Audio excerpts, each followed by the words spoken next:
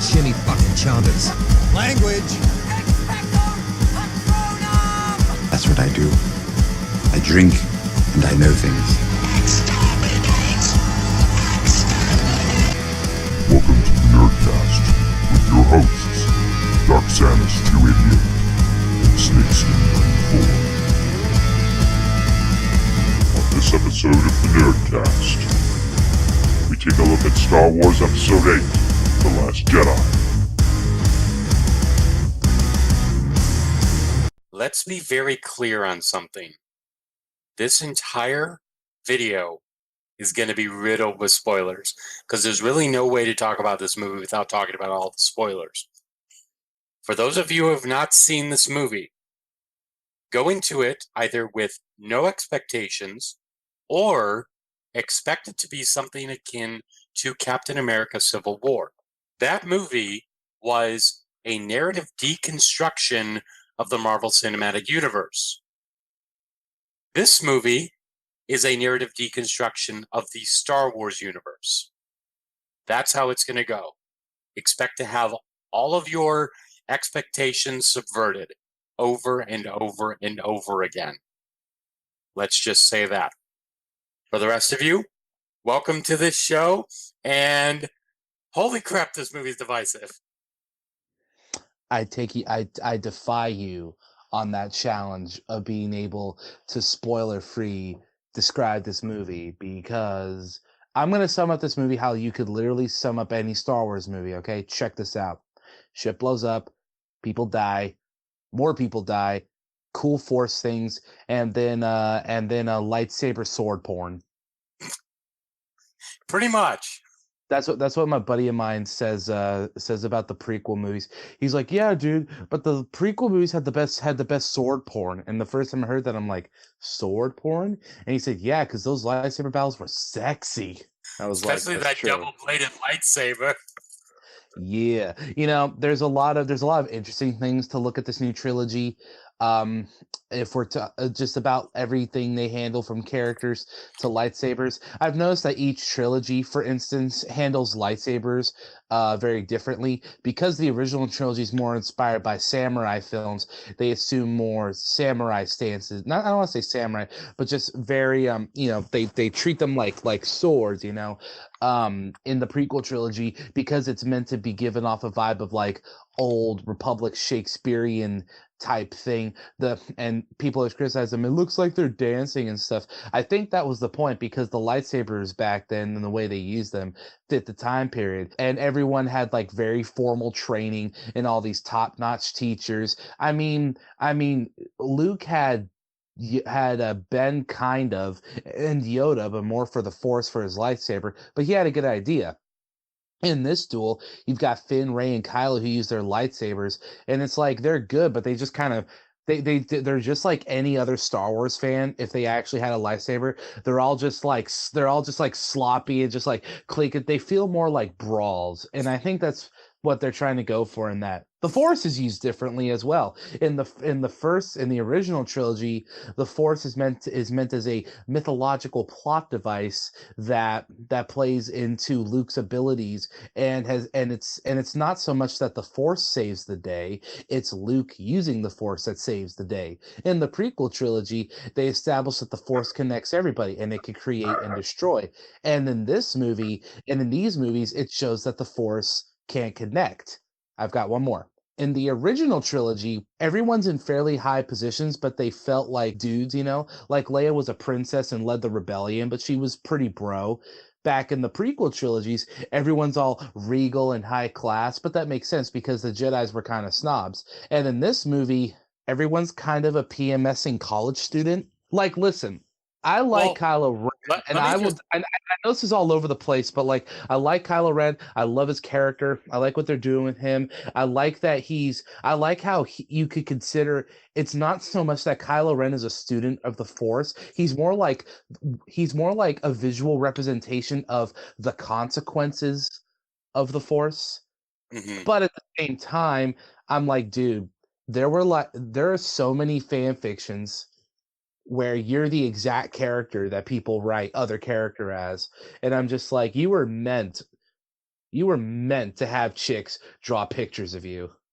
Well, I'm just going to say, and one thing I want to bring up real quick before we get into the meat of the review, a lot of this review, at least from my point of view, is going to be about theming and authorial intent.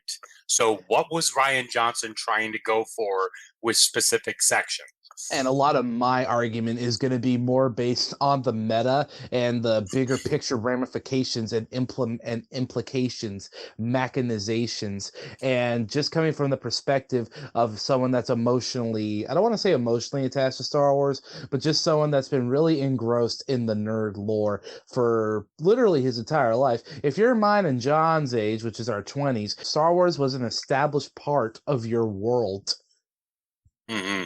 So there are different points. I like to look at these from a character perspective. So, okay, real quick though,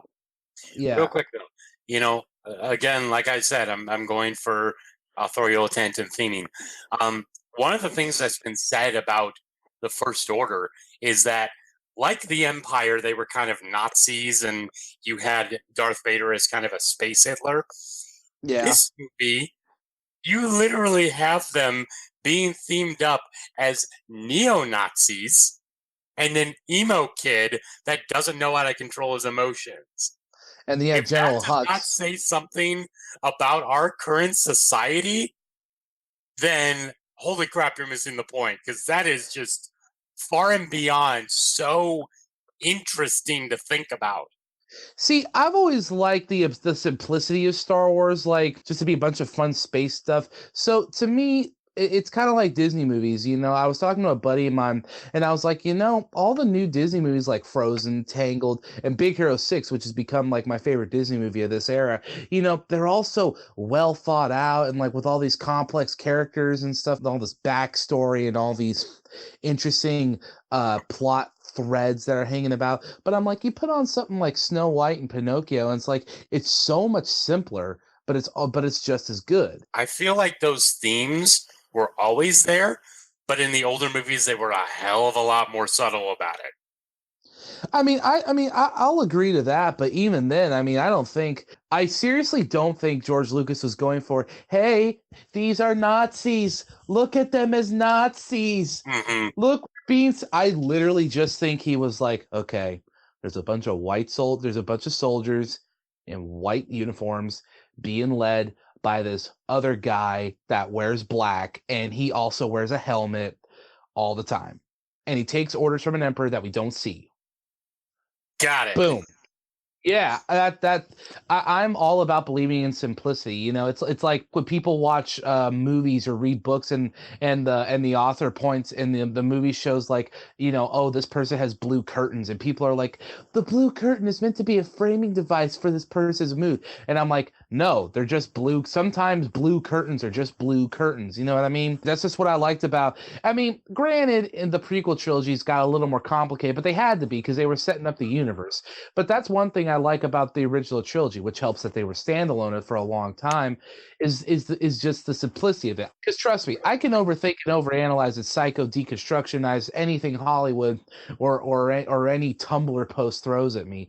But at the same time, I don't think there's anything wrong with simplicity. And I think and one of my things is like, I don't want to say the new trilogy is too complex, but I feel like it's trying so hard to hit you with left turn after left turn after curveball after curveball that it's kind of forgetting that, dude, Star Wars is about blowing stuff up in space with glowy swords.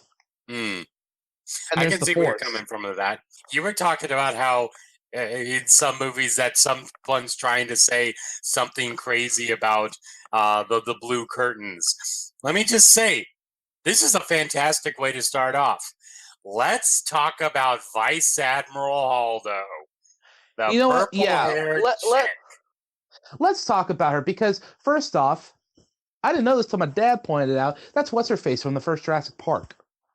Second, yeah, I noticed that. I didn't realize that either, and then I saw that. I'm like, oh my gosh, she looks totally different in her old age. And I'm going to tell you this: I've never liked characters like her, where it's like, okay, they deliberately are like, you're supposed to hate this person. You're supposed to hate this person. Every shot person is you're supposed to hate them. But then after the fact, they were like, no, I was just acting the whole time. I'm actually a super good guy. I hate when people do that because to me, that's weak. You're supposed to me, you're supposed to lead up to that. You're supposed to drop hints. You're supposed to be subtle about it. You were talking about subtlety. To me, it felt like a bit of a bait and switch. And I'm telling you this right now, granted, she had like one of the most glorious deaths in this entire franchise by decimating the First Order by jumping to hyperspace through their face. That was cool. amazing. That was one of the greatest things of the entire movie. And this is going to sound completely juvenile, but you can't spend literally an hour and a half doing your absolute best to make us not like this lady, and then at the end just be like, she was a good guy all the time. That's cheating. I'll say this though, when I first went to see this movie, we had it where at the point when she's basically talking to Poe and saying, we don't need someone like you right now, all I can think is, I don't like you. I really don't like you. I hate you right now. And I do agree with you. If we're meant to do a complete 180 on her character, I can't do that. I can understand it, but I can't fully commit to it. If that makes any sense. No, I get you. And I'm going to tell you this. They did do one thing with her. There's a trope I like on TV tropes. It's called Jerk Ass Has a Point. She made some valuable points because Poe was a bit of a dick in this movie. But they handled his character better because there was growth. He realized. And then there's that scene at the end where they're like, we got to fight. And he's like, no, we got to run. And yeah, that was cool. That was a good showing of that. And you know, and if we're talking about characters, I'm going to tell you right now, I liked Leia in the movie. Mm-hmm. Very enjoyable. Very enjoyable. What do you think of her specific scene? That's what I was going to say. Initially, I thought, oh, that was cool. But then I thought, wait a minute. No. Well, here's the thing. She can't do that. Okay, first of all, this is where I'm kind of going to defend this a little bit. First of all, it has been 30 years since the original trilogy. She could have learned a lot of the Force at that time. Yeah, so could Han, but he didn't. And secondly, but then again, Leia was already Force sensitive because she was with the Skywalker lineage. Secondly, this was the last performance of Carrie Fisher's career. She can do whatever the fuck she wants. If she wants to be Super Saiyan, let her be Super Saiyan. No, I get it. And Adam Driver is knocking it out of the park as Kylo. I'm gonna tell you this right now. I'm gonna tell you this. Good. Speaking of characters, this movie made me like Rey. I still stand by what I said 2 years ago. She was way overpowered in the first movie. She picked up that saber, which has an impressive lineage, used it with little to no experience, beats Kylo Ren, force mind tricks a dude, and does all this and is all this amazing. She even beats Kylo Ren in that one Battle of the Wits after he captures her on that planet. Mm-hmm. And I thought, no, that's not. No. One of the things. The only thing I can say is with the lightsaber, she could be proficient with that because she knows melee combat through her staff, but that's about it. Yeah, but the one thing Phantom Menace did right was having them start off with Anakin as a kid, and it focused on his piloting abilities because that shows, hey, that's where Luke got that from. And then in the second movie, they introduce him. They introduce him to the Force, and he's using lightsabers and stuff. So that made sense, but in this movie, she's conflicted, she's driven, she doesn't know what to do, she's confused. There's some great acting by her actress, Daisy What's-Her-Face. Daisy Ridley. Daisy Scott and Ridley Scott. Yeah, okay. I know. Yeah, that's fucking funny. So Daisy Ray, or as John Boyega apparently calls her, Peanut, did a great job showing her character conflict and The Force scenes, you told me you had a buddy that said there was too much Force in this movie, and I'm saying this right now. I don't care how NPC that is. That's retarded. The Force is one of the driving story elements of this goddamn franchise, and the Force scenes between her and Kylo, fantastic. Mm-hmm. That was fantastic. Luke too. Yeah, no, that was cool. The Force scenes were cool. The imagery was cool. The special effects were cool. Every frame in this movie looked like, because I go to Disneyland a lot because I have a season pass, and there's always, every time I go, there's new art, new paintings of characters and scenes. Every frame in this movie looks like they're just begging people, paint something out of this, paint this. You want to paint this, don't you, you liberal arts major? Yes, you do. You want to paint this as you're living at your parents' house. You're 26 and the best job you have is working as a cashier as a Dollar Tree. You want to get contracted by Disney to paint some crap, and then we're going to mass produce it and sell it for a minimum of like $400 when realistically it's worth about $50. That's what they're trying to do. And that's most of the positives. And we're talking about something negative. Let's talk about Luke. Because I'm telling you this right now. I got a 30-some-year-old buddy, and he's like, oh, I love what they did with Luke. It made him a relatable character. And that's, again, where I mentally checked out, because I'm like, everyone always makes a big deal. Oh, my God, the thing the prequels lacked is that the original trilogy had such memorable, lovable characters. I'm asking you this right now. Are the characters really that big a deal in the original trilogy? Slay's a princess that shoots stuff. Granted, that maybe not have been done back then. Ooh. Han Solo is a world-weary tough guy that doesn't believe in the mystical, but gets proven wrong by the end of the movie. I'm pretty sure that's been in multiple movies at that point. And Luke Skywalker's a green young kid with a quirky old guy teaching him, which is literally a trope that Star Wars has repeated in its own movies. Yeah, you got R2-D2, but I'm telling you this, when I think of Star Wars, the selling point isn't the characters. What? Do people seriously go back to watch Empire Strikes Back for the 2 minutes with Boba Fett? No, they don't. And by the way, Boba Fett can suck it, okay? That's not a good character. Take your Boba Fett glass, not yours. Someone out there, take your Boba Fett glass, look at it, and realize I paid $40 for a glass for a character I knew nothing about and needed superfluous additional material in books that aren't even canon anymore and weren't even necessarily in the first place, and throw it away, knowing that I wasted $40 on a character that I only thought was cool because his jetpack shot a rocket. Luke Skywalker, I don't believe the way they made him is honestly how that would have gone. And I know it's 30 years. I know they did that scene where he's about to kill Ben, and he's like, and in that moment, I lost it. And they show he's real guilt-ridden and stuff like that, blah, blah, blah.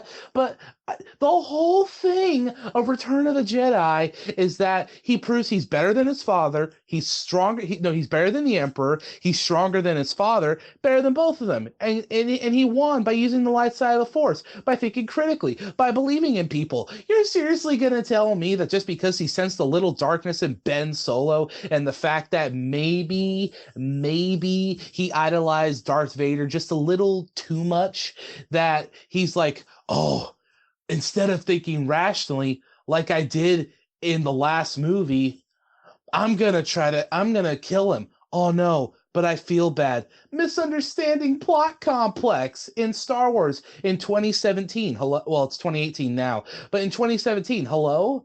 What is this? And I like that they made him the crazy old man, because honestly, his sole role in this movie should have been to be what Yoda was and probably crack a few jokes. But Luke was noble. He was strong. He was wise. I can't honestly believe that he would try to kill a kid.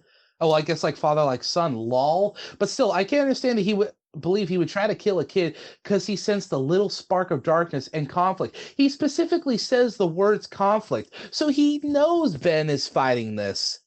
But instead of trying to help him like he should have, he's like, zing. It's like, Ben, no. And then it's like, oh, we're supposed to like Luke. Now we're not supposed to like Luke. Then we're supposed to like Luke again, you know? Even Mark Hamill agrees with me that the characterization of Luke was iffy. He got no reunion with Han Solo. He had 2 minutes of screen time with Leia.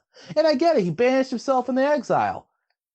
But, but, but, but no. Okay, let me start off with one thing, and I do have a bit of a defense for this. However, you know Movie Bob, correct? Yeah. Okay, he just did a video that was talking about Luke Skywalker. And he actually was saying that maybe we weren't really supposed to like Luke in this movie. Maybe we were supposed to think that him milking that weird seahorse Loch Ness monster thing to get milk from it was disgusting. Maybe we were supposed to think that this was not the Luke we know and love. However, this does fit in with the theming of King Arthur. King Arthur, it's a very similar story. Young boy who doesn't know his place in the world is able to pull out Excalibur, save the world. Then he starts ruling, his country goes to shit, and he goes into recluse to the first place where his entire ideology starts. In that case, I like what they were doing. I guarantee you that was an afterthought at best. There is no way that Rian Johnson was looking at his paycheck for this movie and thinking, "Oh yeah, let's also add in some cool little literary thing to try and cover our asses with thinking this is a good idea." You know the problem with this movie? The Star Wars fandom shot itself in the foot 20 years ago. Here's the real problem with Last Jedi. No one can defend and no one can criticize this movie. No one can criticize this movie because then it's going to be like The Force Awakens where everyone thinks it's a bandwagon. And the Star Wars franchise is so cancerous that they used to send death threats to a kid, but this fandom is so cancerous that it's worked up a reputation so that now, even the filmmakers and writers, they have a cop out. They could be like, "Oh, well, it's not for everybody," or like, people just don't like change, but it's okay. They can believe what they want. They have a cop out if they do anything bad in writing. That being said, people that are praising this movie, because John's been sending me links for like the past 3 weeks about people that are trying to justify Last Jedi. It's almost like you're trying to prove something to yourself, John, because people trying to defend this movie so hard has become its own bandwagon. It's become a bandwagon out of desperation. And I feel like people that really, really think everything in this movie was a great idea. I seriously think people that ignore the criticisms of this movie and Force Awakens are doing it on 2 levels. One, on the fact that it's not the prequels, and 2, on the fact that it's Star Wars, bro. But that doesn't exempt it from criticism. Everyone's either stabbing this movie to pieces or it's riding its billion-dollar dick so hard that it's literally splurging out fanboy video rants and like all these crazy fan theories trying to be like, "Oh, them teasing Snoke as the good guy, but then killing him was a great idea. Oh, they're setting up for a potential for the 3rd movie with this little bit of evidence that's on Rey's hand during the mirror scene." And it's like, no, none of that matters. It's like when they killed Han. It was all Han's death was shock value. Just like Hold on. the light way. That wasn't meant to be funny. It was shock value. Okay. First of all, I was not trying to justify it myself. I liked it when I initially came out of the theater, and I still enjoyed it the second time I watched it. I'm not trying to justify anything. However, I'm also going to say, I do not want to be riding this movie's dick because number 1, that's disgusting, and number 2, I do not find this movie perfect. I will honestly admit this is not as good as Force Awakens. I will openly admit that. If you notice, the parts we've only talked about are the good parts. We're not talking about literally the other hour of this movie. Well, then let's talk about Canto Bight. No. Let's talk about Rose. She was so forgettable.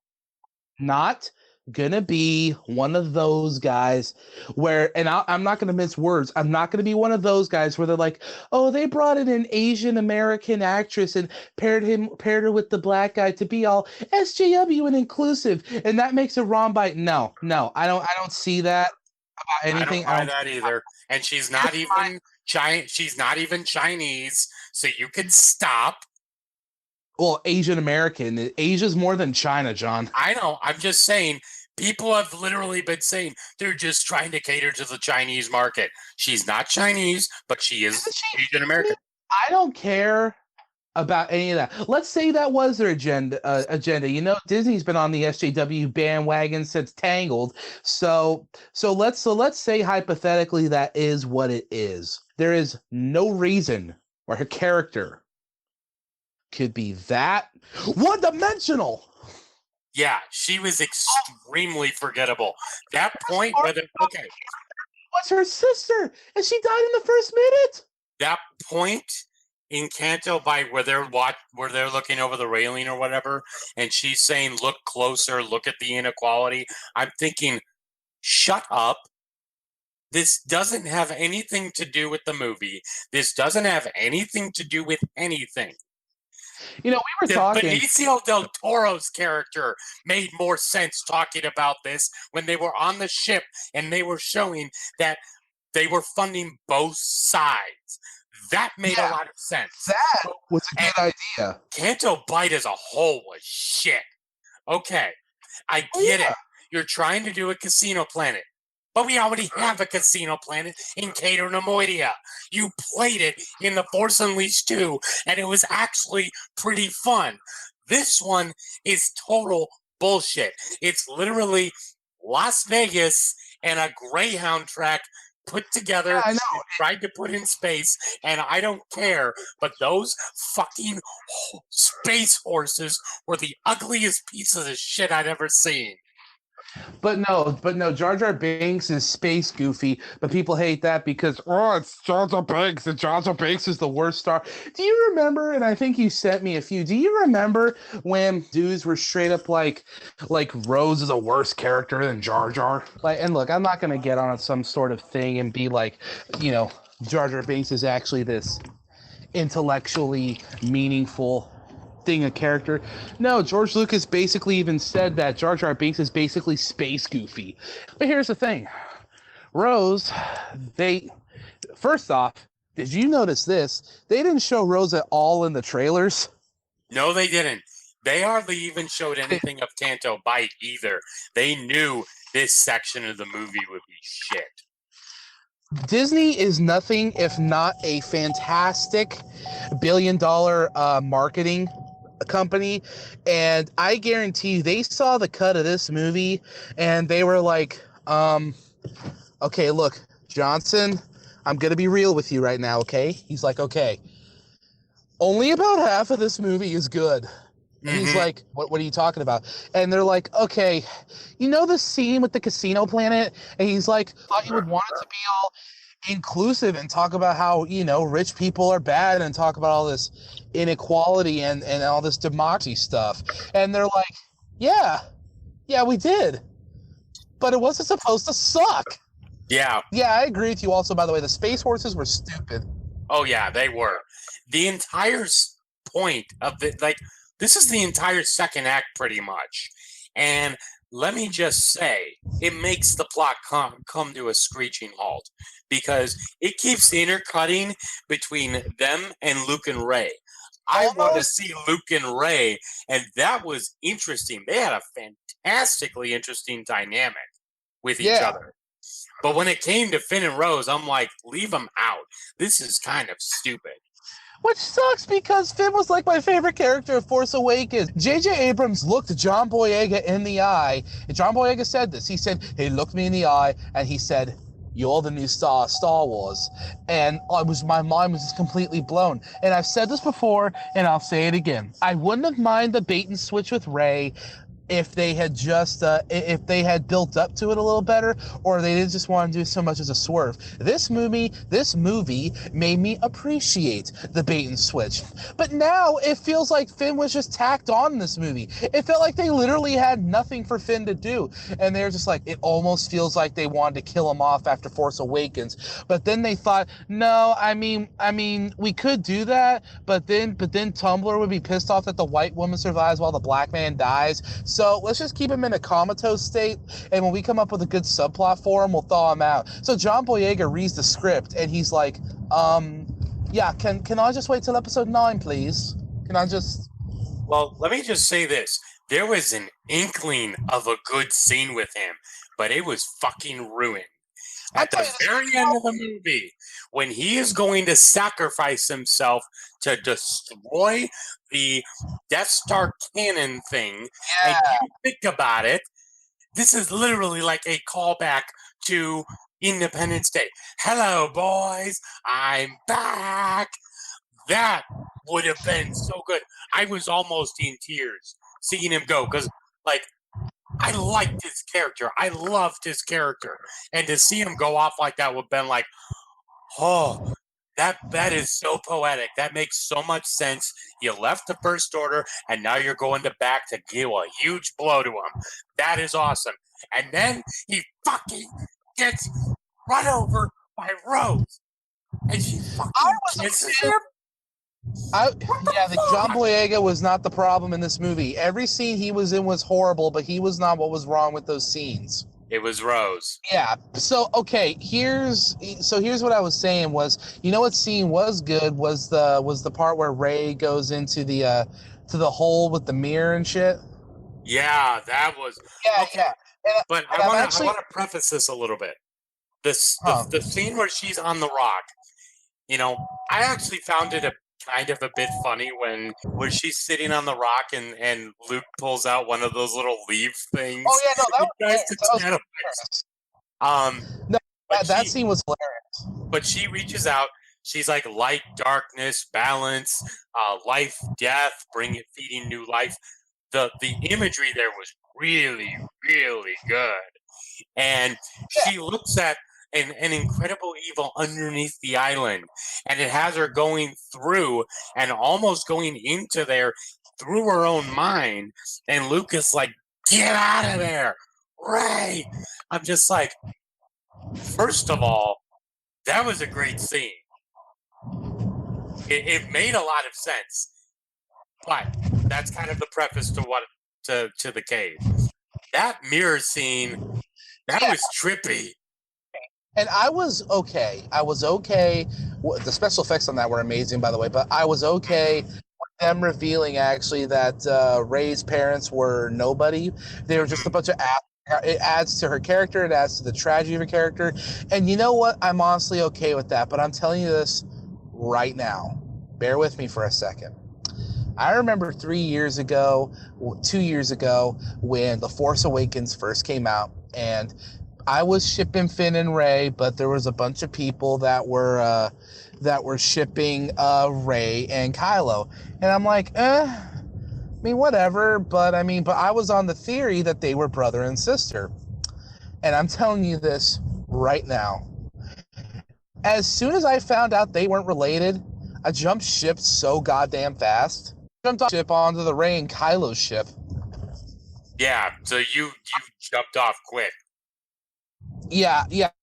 So I don't even. And the Force scenes between them were amazing. Their whole conversation was so good. Yeah, the whole like reaching out, and then they make contact and stuff. I mean, I think Anakin Skywalker still had the potential to be the strongest like Jedi or Sith ever, because he Force wielder ever, because he was literally conceived by the Force. But Finn and Rey could be good seconds. So that was great. What was your thought on one of their telepathic communications where Kylo was shirtless, and now there's a whole meme going around? I was gonna say the one where the meme came from. Yeah. Yeah. That was fucking funny. And I mean, all I'm thinking of is your pants are way too damn high, dude. That's like, seriously, it covered half his abs. I mean, maybe, but he still looked like a brick shithouse. Oh yeah, definitely. But like, I love how he's just talking to her. It's like I don't really want to do this now. Can you please put a shirt on? Let's talk about something I didn't care for. Let's talk about Snoke. Yes, he did go out like a pig. Like, his death was cool. He got bisected in half. That's not my issue. My issue is that, again, it adds to the shock value. And one of my buddies was like, we didn't need to know anything about his character, just that he was evil. And I said, no, okay, no. Yeah, so Snoke literally comes out of nowhere. He has a hatred for the Skywalkers that they never reveal why. He's a Force user. His past is never delved into. I'm not saying we need an origin story, but I mean, at least with the prequels, they showed his rise to power. Well, let me kind of explain something here. I do not agree with Rian Johnson's explanation that has been going around.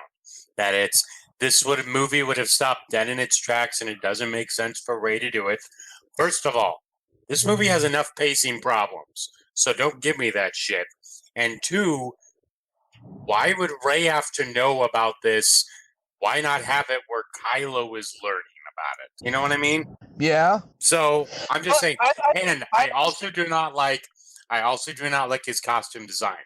I get gold robes, but those were actually meant to signify Hugh fucking Hefner. Are you serious? They were going for a Hugh Hefner analogy? Yes. He literally went for Hugh Hefner. That is so stupid. Hugh Hefner was a billionaire old guy that got to bang people 60 years his age. He was a fucking badass. But again, why do we need a space Hugh Hefner as our big evil guy? So what? The Knights of Ren were just his sex slaves? That would be so weird. Oh yeah, no, it makes sense. Yeah, they even all had names. They had Cocksleeve, they had Fleshlight, they had Anal Buzzer, they had Dildo, they had that ring, they had Cock Ring, and they had Dragon Dick. Oh, the Knights of Ren, the ones they killed? I don't know. Yes. If they were the Praetorian Guards? Oh, and don't even get me started on that bullshit with Phasma. They sold so much merchandise off that bitch, and she's a fucking bulletproof stormtrooper. Damn it! She's from Game of Thrones. How in the holy mother of goddamn ball sucking, titty flopping, table flipping, church burning Christ do you fuck that up? Very carefully, I would assume. Yes, she was not even needed in this movie. The fact that she just goes down in flames after what happens against a fucking janitor. She goes down from a janitor. The janitor beat her. What the hell? You know what? That was a good death for her, going down in flames. That was cool. No, that's a death for a character, for a bad guy that did something cool. Yeah. Judge Frollo from Hunchback, Scar from Lion King, Shere Khan from the live-action remake of Jungle Book. Those are characters that went down in flames, but they were characters that deserve that fate. Oh, and if we're talking about more shit that just really pulls my pubes, what in the shit? What the fuck? What did they do to General Hux? They really took his character a downward spiral. There's that. And he made a good second in command in The Force Awakens. This time he's just a whipping boy. Yeah, I know. I thought he was cool in Force Awakens. But you know what? It's okay because we got Puppet Yoda. You know why they went Puppet Yoda? It's because so they can have a fucking DVD special features where they're like, yeah, we really wanted to go back to those old practical effects of the original movies and bring back the old school Yoda, who was the definitive Yoda, is a nice treat, blah, blah. I'm telling you this right now. The only reason they brought Yoda in was it's not even fan service. It's to give people in that this movie did cool shit. And they're like, oh yeah, and then we're gonna have him set this tree on fire, and it's gonna be like him and Luke have moved on. Yoda's fucking dead, and he was one of the most staunchest believers in the Jedi's whole bullshit system. But his speech was pretty good. The greatest teacher failure is. We have to learn to let go. Yeah, so Star Wars is all about failing. That's right. So Luke failed his master, and who Obi-Wan in turn failed Luke, who they in turn failed the Jedi Order who in turn failed them. Anakin, who then failed Padme, failed his kids who then failed Luke, who failed Han's kids, and now Rey and Kylo are just fucking face. Thanks, Yoda. Oh, and one last thing. The shit where Luke brushes off his shoulder was the coolest fucking thing I've ever seen.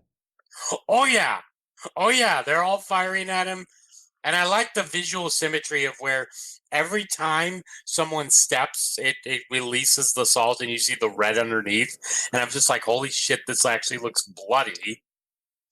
And you don't see his feet touch the salt, Yeah. and his astral projection was fucking cool. Yeah, no, that was cool. That was, but I'll tell you this: his death was a lot better than Han Solo's. Oh yeah, more poetic.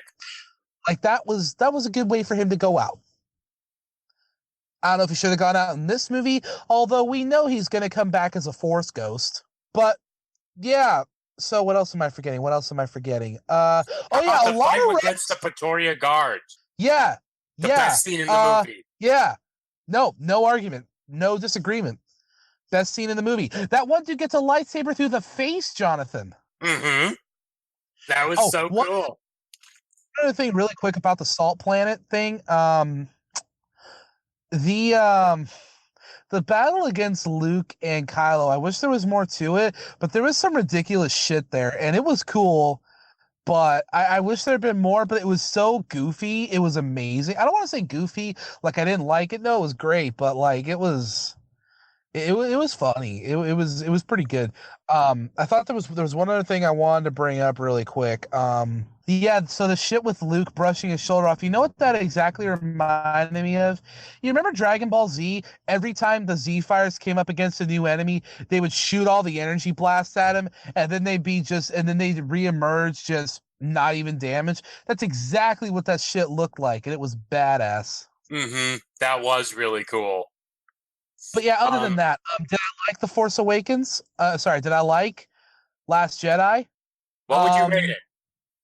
I wouldn't rate it a no, but I rated a yes. I rate yes because should you see it? Yes. Do you have to like it? No. Do you have to hate it? No. Are you going to love it? Are you going to hate it? I don't know. Everyone feels about this movie. In a lot of ways, you can almost consider this the best Star Wars because of the passionate reaction that everyone felt for it, because it really showed. And that was another thing I wanted to touch on. No one seems to give a shit that Luke and Han are dead. Everyone I talk to, they're like, oh yeah, well, they were old. Oh yeah, well, they had to. They had this, they had that. It's like everyone completely forgets that these were the beloved characters we grew up as kids. But everyone wanted to be Han Solo. Everyone wanted to be Luke. Well, okay, everyone actually wanted to be Darth Vader. But if they had to pick between the good guys only, they wanted to be them. But everyone's reacting so apathetic, like, oh no, it was great that they killed him, and it was great for the movie. And I'm not saying Star Wars isn't Star Wars without the Skywalkers or without Han Solo or something like that. But there's a line, as passionate as people are for Star Wars, it's almost like no one gives a shit that they are literally just haphazardly killing off these characters for the sake of good storytelling. And I'm just thinking, I've never been one to believe, because everyone always shits all over movies, like some Disney movies where it's like, oh, all the good guys lived in the end, yay. They're like, oh, those movies are dumb and unrealistic. The best movies are the ones where everyone died, which I feel like is part of the reason why people like Rogue One so much. But like, not everyone has to live, not everyone has to die. I don't understand why they even had to kill off anyone in the main cast. Now you're thinking, well, would you feel better if they killed off someone in the new cast? No, I wouldn't, because then I would be looking at them like wasted potential, like I am motherfucking Snoke. Okay. I do agree with you to a point. I don't think they should be haphazardly killing these characters. But I don't necessarily think it's the worst thing in the world, if that makes any sense. Like, it's just I get why they're doing it, but at the same time, I'm just like, Really? Do you have to? Sort It's of just like thing? it's like whenever and you can fucking, I'll bet money on this. Every single new Star Wars thing, every interview, every production special feature about the effects or about the casting, they are all saying the same thing. They're all saying, "Oh, I love Star Wars growing up. I loved all the women are like, I loved watching Princess Leia kick butt. All the dudes are like, yeah, Han Solo was such a badass. Everyone's like, oh, Luke was so noble. Darth Vader was so cool." But it's like, I almost feel like the writers of these movies I don't want to say hate Star Wars, but it almost feels like that they don't actually like Star Wars. It's like they're like, okay, we get to work on a Star Wars movie. It's like when Jeff Johns went to DC Comics and got rid of Wally West for the Flash, brought back Barry Allen, and made Jeff Johns the most prominent Lantern, while making Kyle Rayner, Guy Gardner, and Jon Stewart look like a bunch of fuck ass. Complete fanboys are running the show, and they're writing their own personal fan fiction because then they're like, and then my female OC gets trained by Luke Skywalker.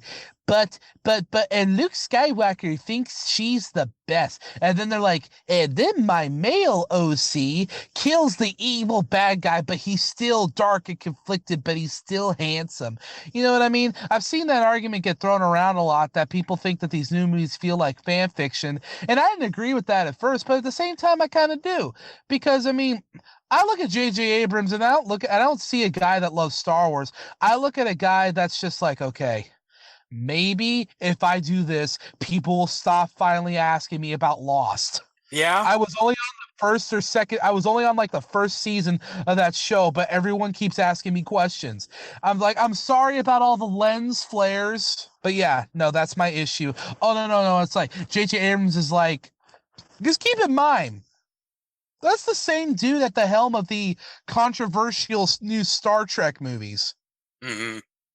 I don't think he knows. He always said, yeah, these aren't supposed to feel like Star Trek movies. They're supposed to feel like space adventure movies with Star Trek characters. And it's like, to a degree, I get that. But then it makes me wonder, does he know how to write Star Trek? And then it hit me. Does he know? I mean, I know he didn't write this one, but still, do these guys know how to write Star Wars? Because it's full of all this modern humor and self-deprecation. And I get it. We live in an era where everything gets self-deprecated and it's all super self-aware. And Star Wars didn't take itself too seriously in the first place. But still, it's like they want to make something new, and they also want to poke fun at it, but they also want to do something exciting and dark, but they want to do something funny, and they want to do something, It's a mishmash of everything but the kitchen sink. Yeah, from a storytelling perspective. Literally, when they start episode 9, which is probably going to be called I don't know, Orgy of the Force or something. It's gonna be like a long time Lucasfilm, long time ago in a galaxy far, far away. Dun, dun, and the first words out of its mouth is, "We've finally decided to add the kitchen sink."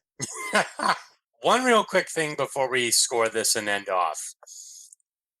Well, two quick things. First of all, DJ, what did you think? DJ? Yeah, Benicio del Toro's character. Oh yeah, he was so there. He sold his part like crazy. Him and Mark Hamill both sold their parts really good. No, he sold his part, but like he just left, and he was so inconsequential. Yeah, I get it. They wanted him to be a Lando stand-in, but I mean, Lando had a reason for selling out Han and Leia, and he apologized for it. This guy was literally like, they offer more money. Yeah. And they're probably going to bring him back in the next one, maybe. I don't know. But look, dude, I'm telling you right now, I can't score this movie. I can't rate it. I can't anything. I'm going to be conflicted on this movie till the day they lower me in the ground, okay? I will literally be 90 years old. We'll be on Star Wars Episode 67. I don't know. They'll be calling it Darth Maul's grandson fights back or something, and they'll be like, Mr. Snakeskin, what did you think of Force Awakens? It's been 70 years, and I'll be like, huh? Oh, that piece of shit. I don't know. It was pretty cool. I liked it, but I don't know but I think I hated it too. I don't remember. Fuck. What would you score it now? Because I know it's going to be completely in flux for you, but if you had to nail down a number just for the time being. I'm telling you, dude, I'm in the middle. I don't want to give it a 5 because for me, a 5's a really low score. I mean, shit, I review pony episodes that are bad that I've given better scores than 5. But like, if we're talking Star Wars movies, like, I'm so in the middle. I almost have to give it a 5 because what was great. But what I didn't like, I really didn't like.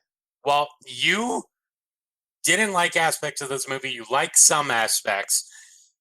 You know, I know at least with my scoring system, I'm giving it a 7 because I thought it wasn't as good as Force Awakens. It definitely had some problems. It was interesting in a lot of points, but there were things that I understand why people are pissed off. If that makes any sense. I enjoyed it, but I know why people don't like it. To go back to my argument I made earlier that the Star Wars fandom shot itself in the foot, perfect example. John's been sending me a bunch of memes about how Star Wars fans wanted something different with Force Awakens, and when they got it, they didn't like it. That proves my point right there. The Star Wars fandom shot itself in the foot. They literally can't like or dislike anything without saying that they're riding the movie's dick so hard that it almost counts as porn. Or they're just on a hateful bandwagon that want more clicks on their YouTube page and blogs. I'm guessing you're kind of gonna go like in a 6 range. I told you I almost have to give it a 5 because what I liked, but what I didn't like, I didn't like. So you're strictly in the middle at a 5? I told you, strictly in the middle. I know you wanted me to like this movie, but I'm sorry, I can't give a blowjob to a movie I'm not in love with. I mean, I get you. I understand your point of view. I may not completely agree with it, but I definitely understand where you're coming from. Just like I understand where a lot of the people are just like this and that. The only people that I can't agree with is like, this isn't like my fan fiction. This isn't like my fan theory. That's I can't tell. I can't. Take it from the guys in the pony fandom. We drink tears like that for breakfast. Uh-huh. So. Oh, yeah. Smell that, John? It smells like $1 billion bandwagon. Seriously, these movies have made so much goddamn money. It's unreal. Yes, they have. One other thing before we end off. Shit. The ending of the movie, right after everything, right before the end credits, that kid that's able to force pull that broom, and he's looking up at the stars with the rebel symbol. That theming of anyone can be a Jedi. It's not just in the Skywalker lineage. It's for everyone. I'm just like, whoa. I'll go buy a lightsaber. No, I'm gonna be honest. This isn't me being a douche. I'm being honest. When he did that with the broom, I honestly don't know if that was just bad editing. Oh, so the first time, because it looked like he meant to grab it, but then they just kind of CGI'd it into his hand and stuff, and he was using a CGI broom. But then later I'm like, oh wait, he was meant to be force sensitive. Okay, I get it. But I don't know why that just looked off to me. I know it's a really small thing, but I remember seeing that and I'm like, or was that an edit hiccup? Yeah, I do agree. There was also another weird hiccup whenever Luke was shown as a younger person, his face like looked completely off. I was like, that does not look like Mark Hamill to me. This movie's the end of an era because now there's no more Skywalkers. Yeah. Especially no with Carrie Fisher. No Luke, no Anakin, no Leia. I mean, there's Han, kind of, but yeah, there's no more Skywalkers. I'm interested to see where they're moving forward. But I'm just saying, it's definitely a very hard pill to swallow. Well, yeah, because think about it. Unless you're going to like the Old Republic or something, but really the Star Wars movies at least have always been about the Skywalkers. Mm-hmm. That's one thing I think they're forgetting is that the Star Wars movies are primarily the Skywalker stories. You know, the prequels is the rise and fall of Anakin Skywalker. Sorry, the rise of Anakin Skywalker / downfall. Then the original trilogy is the reign and then the death of Anakin Skywalker, and you honestly add the legacy of Anakin Skywalker through Ben Kenobi and through Ben Solo and through Snoke. But that's one of the things I think they're forgetting about is that everything's always been connected through the Skywalkers. But now people have told me that it's a passing of the torch and I need to let it go. But it's just like, I don't know. That's just the thing I can't swallow is that it's not even about them not being Luke and not being Anakin. It's that explicitly there's no Skywalker named people. So it's like, and I get it, because the big picture is, well, now the movies can be about anyone. But it's not about anyone. It's about the Skywalkers. The prequels was about Anakin. The new ones were about Luke. And you could make the argument that these new ones, well, at least I thought they were going to be anyway, was going to be about Ben Solo, who is technically a Skywalker, kind of, but also about Luke again. It could be interesting with Kylo Ren, though, still kind of being like he was one of those stronger characters in this movie. So yeah, no, I feel like he could be interesting. Adam Driver was born to play this role. Like, he made some like interesting art films that showed off his acting abilities, but he kills it as Kylo. Did you ever see that video with Kylo Ren, or no, with Adam Driver and Daniel Radcliffe in the same scene? There's literally a scene where he's like, they're at a cafe, and Adam Driver is just like screaming at everything. It's hysterical. Can I talk to you about something? I just had sex. I'm about to eat nachos! It's the greatest moment of my life! But yeah, I mean, it's definitely hard to realize what's going on. But again, yeah, that was fun. It's gonna be going in a different direction. I think mainly because they're not going to stop making Star Wars movies anytime soon. It's going to be more and more. It was going to happen eventually. And like, I understand why people didn't like it, but maybe, just maybe, it was a bit better to have it done now rather than have them still go on for another 30 years and then kill them off. Because you never know how strong the reaction would be at that point. I miss George Lucas. You know, I told someone, at least one good thing that's going to come out of all this is maybe now people look back on the prequels in a better light. Yeah. Yeah. Do you think the Star Wars franchise is dead because of this movie? Dead? No. In a peculiar state? Yeah. Okay. I can see that. I definitely can see that. Solo movie, and like, oh, dude, I know exactly why they're having all these movies set between episode 3 and 4. It's solely because it's another excuse for them to put Darth Vader on a poster and have him on screen for 10 minutes. That's really it. Yeah, it's for the nostalgia. But yeah, the biggest flaw and strength for Star Wars is the nostalgia, because it influences everything, like decision making and fan reaction. But so, like, if what they were trying to do show that, you know, something along the lines of, you know, we don't want to buy the past to move forward with the future, that I can stand behind. I don't know, that's just my thing on it. You know, if these new movies are really about moving on, if you think about it, because Rey has to move on from her past, Kylo has to move on from his mistakes and shit, and now we have to move on without Luke, Han, and now Leia. So if that's what they're going for, I kind of get it, but it's too weird to put in a word because I'm illiterate. No, I know a lot of big words that I pretend I know what the meaning is of.